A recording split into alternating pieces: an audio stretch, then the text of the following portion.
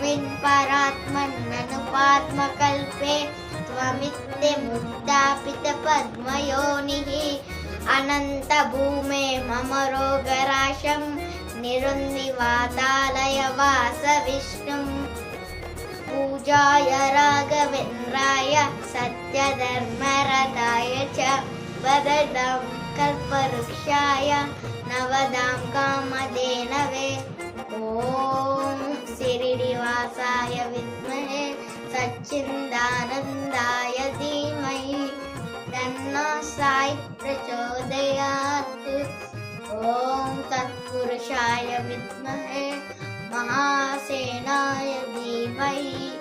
तन्नो षण्मुख प्रचोदयात् ॐ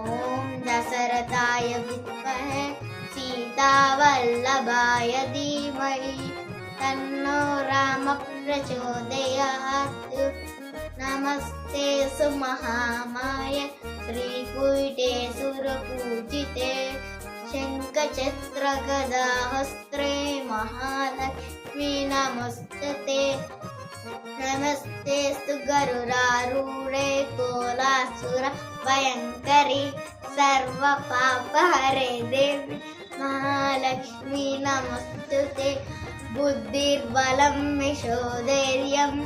निर्भयत्वं मरोगताम् अजाड्यं वाक्पटुत्वं च हनुमत्स्मरणात् भवेत् उग्रं वीरं महाविष्णुं